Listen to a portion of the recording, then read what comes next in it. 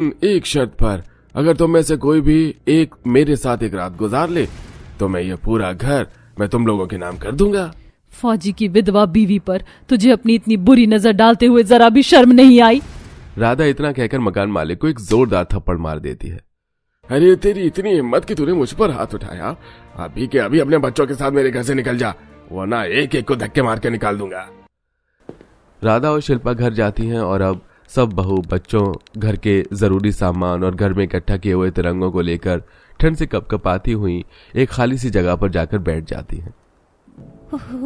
बहुत ज्यादा ठंड हो रही है, हम लोग कब तक इस तरह बाहर रहेंगे? हमारे पास तो पहनने के लिए गर्म कपड़े तक नहीं है। ठंड तो काफी ज्यादा हो रही है, पता नहीं कब तक यहाँ इस तरह बैठे रहना पड़ेगा। हमारे तो मदद के लिए भी यहाँ कोई नहीं है। पांचों बहुएं और उनके बच्चे ठंड से कांप रहे होते हैं। तभी वहां एक आदमी ढेर सारे कपड़े के तिरंगे लिए आता है। उन्होंने रास्ते पर फेंक कर जाने लगता है, जिसे देख, ये आप क्या कर रहे हो? हमारे देश की शान तिरंगे को इस तरह फेंका जा रहा है। अरे बहन जी, फेंका नहीं है, रखा है। वो क्या है ना, 26 जनवरी आने वाली है तो हर जगह नए साफ कपड़े के तिरंगे लगाए जा रहे हैं। अब कौन इन्हें धोकर साफ करेगा, और ये तो बेकार है, इसलिए साइड में रख दिए। उस आदमी की बात सुनकर उन बहू को काफी दुख होता है और वो उन तिरंगों को उठाकर अपने पास ले आते हैं।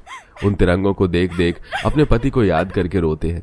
बढ़ती ठंड और अपने बच्चों की ऐसी हालत को देखकर उन सभी को काफी दुख होता है। तभी राधा को उन कपड़ों के तिरंगों को देखकर एक तरकीब सूझती है।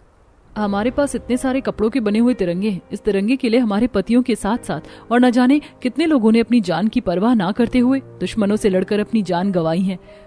अगर इस तिरंगे के लिए हम सब इतना कर सकते हैं तो क्यों ना इसी तिरंगे से हम लोग अपने लिए घर बनाएं, जिसमें हम सब रह सके। हमारे पास ढेर सारे तिरंगे हैं, आसानी से घर बना सकते हैं और इस ठंड के मौसम को गुजार सकते हैं।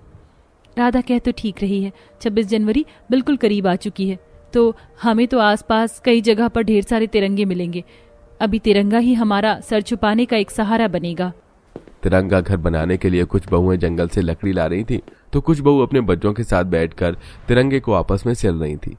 कुछ दिन में लकड़ी के घर का ढांचा बनाते हैं और उन तिरंगों के कपड़ों को उनसे आपस में बांध देते हैं, और अगर कोई तिरंगा फटा हुआ या खराब होता है तो उसे भी वो जुगाड़ से ठीक कर देते हैं।